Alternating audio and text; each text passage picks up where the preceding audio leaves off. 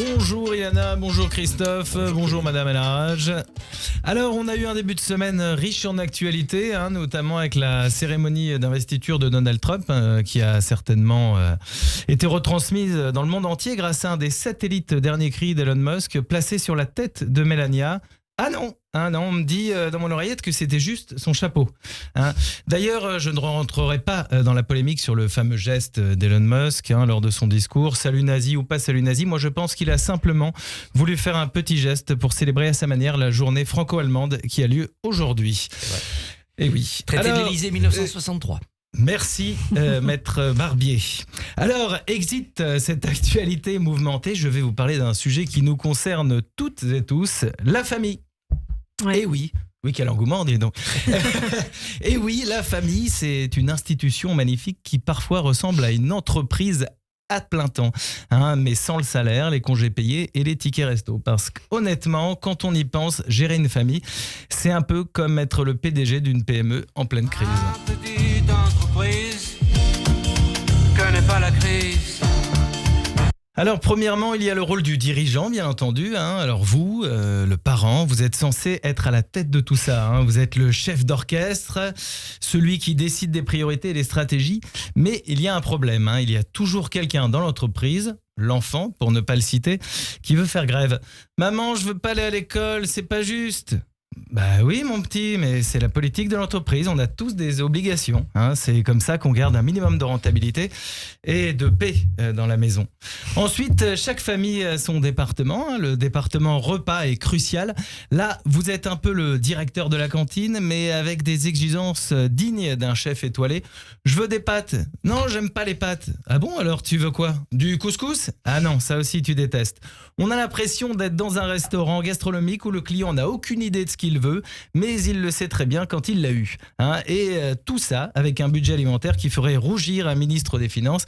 Éric Lombard à ma place, il aurait déjà démissionné. Et puis, il y a les ressources humaines. Vous, le manager des ressources humaines, vous devez constamment régler des conflits.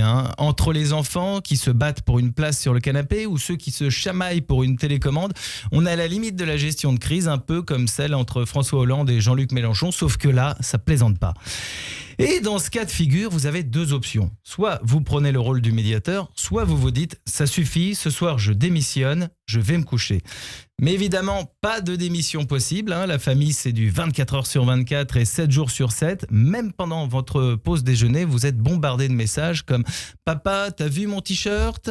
Maman, t'as vu mon jouet ?» Ou pire encore, « Maman, il m'a encore piqué mon jouet. » Et là, vous vous dites « Mais si je pouvais juste avoir une vraie pause, comme un salarié qui a le droit de fermer son bureau à 18h. » Après, tu as toujours des consultants extérieurs, comme ta mère ou un oncle qui n'a même pas d'enfant, qui sont prêts à te donner de précieux conseils, même quand tu n'as rien demandé.